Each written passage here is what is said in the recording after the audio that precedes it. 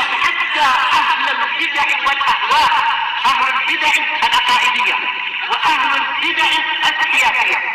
أنا أقول بيننا وبينكم السلف، بيننا وبينكم الكتب، كان فيقول البدع بيننا وبينكم. Bismillahirrahmanirrahim. Alhamdulillahirabbil alamin. Asyhadu alla ilaha illallah wahdahu la syarikalah wa asyhadu anna Muhammadan abduhu wa rasuluh. Allahumma shalli ala Muhammadin abdika wa rasulik wa ala alihi wa ashabihi ajmain, amma ba'd.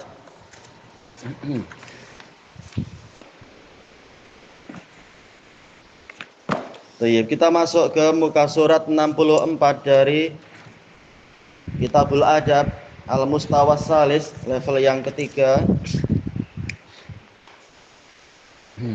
Qala al-muallifu hafizahullahu ta'ala, ad-darsus salis wa minal adabi ma'al Qur'an. Termasuk dari adab dengan Quran, adab bersama Quran. Qala Allah ta'ala, lebih sesuai kalau apa? Qaulu. Karena apa? Sebagai mubtada muakhar. Qaulullahi ta'ala kadza wa kadza minal adab ma'al Qur'an. Biar agak apa istilahnya munasak lafadznya itu agar lebih sesuai. Baik, yaitu firman Allah Ta'ala, fa idza qara'tal Qur'an fasta'idz billahi minasyaitonir rajim. Kemudian apabila engkau membaca Al-Qur'an, maka mohonlah perlindungan kepada Allah dari syaitan yang terkutuk. Kalimat idza qara'ta idza aradta qira'atal Qur'an, jika Anda ingin membaca Al-Qur'an. Jadi walaupun fi'ilnya ini fi'il madhi, tetapi dijelaskan oleh para mufassirun yaitu iradatul qira'ah, idza aradta qira'atal Qur'an. Jika Anda ingin membaca Quran, bukan setelah selesai membaca baru ta'awud, tetapi tatkala ingin membaca, sebelum membaca Al-Quran, maka ucapkan a'udzubillahi minasyaitonir rajim. Dari mana kita tahu itu? Dari praktek Nabi SAW. Beliau membaca ta'awud itu adalah sebelum membaca Quran, bukan selepas membaca Quran. Tayyib. Kemudian ar-rajim, ini wazan fa'il bimakna maf'ul. Ar-rajim bimakna marjum. Marjum makna yang pertama adalah yaitu marjumun bil hijarah, dilempari dengan batu. Bila setan dilempari batu ya. Betul juga ketika haji ya, menurut pendapat yang terkenal itu waktu apa itu? 3 jamarot itu yang lebih Kenapa? Fasta'id, mohonlah perlindungan ya. Bila setan dilempari batu. Iya, ketika naik ke langit mencuri-curi berita. Allah Ta'ala mengatakan walaqad zayyana samaa'a dunya bimasabih wa ja'alnaha rujuman lisyayatin. Sungguh kami telah menghiasi langit dunia itu dengan lentera-lentera, dengan pelita, dengan lampu-lampu, yaitu bintang. Dan kami jadikan sebagian bintang itu sebagai rujuman, alat pelempar untuk setan, untuk mengusir setan dari mencuri-curi berita langit. Ini makna pertama, rajim ay marjumun bil hijarah, dilempari dengan batu, yaitu batu-batu langit. Yang kedua, marjum bimakna mal'un, yaitu yang dilaknat. Apa arti laknat? Apa arti laknat? Apa arti laknat? Tidak mendapatkan rahmat. Iya betul. Sama ya? Sama. Baik. Yaitu apa? Al-ib'ad minar rahmah, dijauhkan dari rahmat. Baik. Qal nastafidu minal ayah, diambil faedah dari ayat ini. Idza qara'tal Qur'an fasta'id billahi minasyaitonir rajim. Sama dengan pola ayatnya, walaupun seandainya beliau menukar dengan tafsir sebagai penjelasan, karena ini bukan ayat tetapi apa? Sekarang kita mengambil faedah. Apa faedahnya? Dijelaskan, yaitu apabila ingin membaca Quran, hendak membaca Quran, Jadi qara'ta bukan berarti seusai membaca, tapi tatkala ingin membaca. Maka mohonlah perlindungan kepada Allah dari syaitan yang terkutuk. Innahu laisa lahu sultanun 'alal ladzina amanu wa 'ala rabbihim yatawakkalun. Sesungguhnya syaitan tidak memiliki kekuasaan terhadap orang-orang yang beriman dan hanya bertawakal kepada Rabb mereka. Innama sultanuhu 'alal ladzina yatawallawnahu wal ladzina hum bihi musyrikun. Hanyalah kekuasaan setan itu berlaku pada orang-orang yang setia kepada setan dan berbuat syirik kepada setan. Baik. Tapi kenapa ketika mau membaca Quran kita minta perlindungan kepada Allah? Kalau ketika membaca Quran, kenapa harus a'udzubillah? Harus dalam artian sangat digalakkan.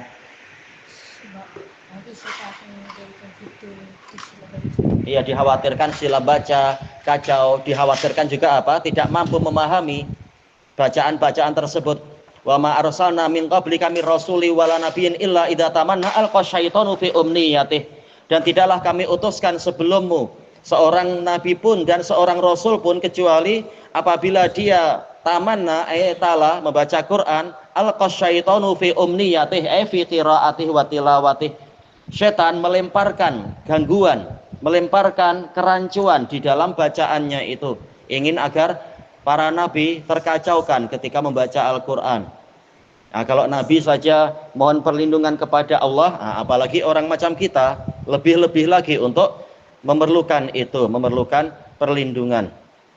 Setan tahu kalau kita rajin membaca Quran dan mempelajari Quran, maka akan terbongkar tipu daya dia dan akan mendapatkan perlindungan kita ini, mendapatkan perlindungan dan bimbingan serta berkah. Setan tak ingin kita mendapatkan itu. Baik. Makanya setan berusaha agar kita terhindar, dijauhkan dari Al-Quran. Kalaupun membaca tidak paham-paham juga dan seterusnya. Baik.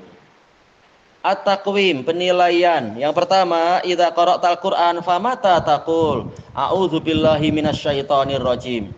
Wah, jika Anda membaca Quran maka bila mana, kapan Anda mengucapkan a'udzubillahi minasyaitonir rajim? Beliau enggak bagi tahu tadi ya, langsung dimasukkan dalam soal. Tapi tak apa, melatih. Ya. Ketika di awal bacaan. Iya, di awal. Maksudnya di awal tuh macam mana di awal? Iya, ketika ingin membaca ya, sebelum masuk ke dalam bacaan mengucapkan a'udzubillah. Baik. Insya Allah ini penjelasannya cukup jelas di sini. Kalimatnya pun pendek-pendek saja. Sekarang kita masuk ke muka surat berikutnya 65. Adar surabi, pelajaran yang keempat, adabus salam. Adab dari mengucapkan salam. An Abi Hurairah radhiyallahu anhu qala Rasulullah sallallahu alaihi wasallam. Insyaallah terulang ya Abu Hurairah. Baik. La tadkhulunal jannata hatta tu'minu. Kalian tidak masuk surga sehingga kalian beriman. Baik. Ya rahmatullah. Rasulullah sudah mengatakan la yadkhulul jannata illal mu'minun. Wa fi riwayah illal muslimun. Wa fi riwayah apa itu? Illa nafsun muslimah. Tidak masuk surga kecuali orang-orang yang beriman. Dalam riwayat yang lain orang-orang muslim. Dalam riwayat yang lain apa itu? Jiwa yang mukmin. Maka orang kafir tak boleh masuk surga. Baik. Maka di sini diingatkan tidak akan berjaya masuk surga sehingga kalian itu beriman. Tapi kemudian Nabi mengingatkan, wala tu'minu hatta tahabbu. Kalian tidak beriman sehingga kalian saling mencintai. Ternyata Nabi mensyaratkan itu adanya saling cinta. Karena dengan saling cinta itu ada saling menasihati, saling membimbing, saling mengingatkan dari kesalahan, tidak saling menipu, tidak saling memperdaya, tidak saling merugikan satu sama lain. Karena cinta itu memerlukan bukti. Baik. Kemudian awala adullukum. Maukah kalian sebenarnya apakah kalian tidak mau untuk aku tunjukkan kepada kalian suatu amalan idza fa'altumuh, apabila kalian mengerjakannya, tahabbtum, kalian menjadi saling mencintai, yaitu ada sebabnya itu agar tumbuh sikap saling cinta. Afsus salama bainakum, tebarkan salam di antara kalian. Berarti amalannya apa itu? Ifsya'us salam, agar terbentuk sikap saling cinta. Tayyib, ini diriwayatkan oleh Imam Muslim hadis ini.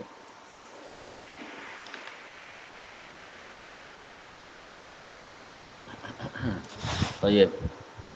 Adapun Imam Ahmad sebagaimana diriwayatkan dengan sanad yang sahih, beliau mengatakan apabila seseorang itu mengucapkan salam pada mubtadi'ah, berarti dia cinta pada mubtadi'ah itu. Dalilnya ini.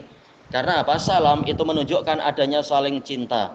Padahal Allah dan Rasulnya melarang untuk adanya apa itu al-muwaddah, sikap saling cinta dengan orang-orang yang menentang Allah dan Rasulnya setelah tegak hujjah. Iya. Apa teh? Riwayat Muslim. Atau apa yang ditanyakan? Ya itu, tayyib. Afsus salam yaitu tebarkan salam. Al-ifsya itu al-idhar wal i'lan, menampilkan, menampakkan dan seterusnya. Tayyib. Salam sendiri apa? Telah dijelaskan oleh Imam Ibnul Qayyim rahimahullah di dalam kitab Bada'iul Fawaid. As-salam ini mengandungi dua perkara. Yang pertama yaitu ikhbar. Al-ikhbar bi anna salama ma'ak. Kalau kita mengatakan assalamualaikum, yaitu kita mengkhabarkan bahwasanya assalam yaitu Allah menyertaimu. Karena assalam ini nama Allah Ta'ala. Nah, kalau Allah menyertai kita, siapa yang mampu membahayakan, yang mampu merusak, yang mampu merugikan kita? Tak ada yang mampu. Makanya ini informasi. Ini yang pertama. Yang kedua adalah insya, yaitu doa. Yaitu maknanya berarti apa? Atlubu minallah an yu'tiyakas salam. Saya mohon kepada Allah agar memberikan kepadamu assalam, yaitu keselamatan. Assalam sendiri adalah al-bara'ah wan najah minal afah wan naqs wal aib. Salam maksudnya adalah yaitu bebas, kebebasan dan keselamatan dari kekurangan, dari penyakit dan dari aib. Hampir sama ya makna-makna tadi itu. Sekaligus kata Imam Ibnul Qayyim yaitu al-fauz bil matlub, dan berjaya mendapatkan apa yang diinginkan. Karena kalau sekedar selamat saja tetapi apa yang kita inginkan itu belum tercapai, hakikatnya kita masih mengalami kekurangan. Makanya assalam yang mutlak dikasih al di sini, yaitu keselamatan yang mutlak ini mengandungi dua perkara sekaligus. Kita selamat dari kekurangan-kekurangan dan kita mendapatkan apa yang kita cita-citakan, kita inginkan dan kita angankan. Makanya doa ini doa yang sangat penting. Tak layak diganti dengan apa? Dengan salam-salam yang sifatnya apa ya? Mu'aqqad, terbatasi oleh waktu. Selamat pagi, selamat malam, selamat siang, selamat tinggal. Tapi assalamualaikum ini mutlak, seluruh jenis keselamatan di seluruh waktu. Tak ada salam yang mampu melebihi cara salam yang diajarkan oleh Allah dan Rasulnya. Dan ini bukan hanya ajaran Nabi Muhammad Sallallahu Alaihi Wasallam, bahkan ini adalah ajaran Allah kepada Nabi Adam. Sebagaimana dalam hadis Abi Hurairah dan lainnya yang diriwayatkan oleh Imam Ibnu Khuzaimah dalam Sahih beliau, sanadnya sahih. Cuma ana lupa apakah dalam riwayat Muslim juga ada, Ibnu Khuzaimah dan riwayat Imam Ahmad.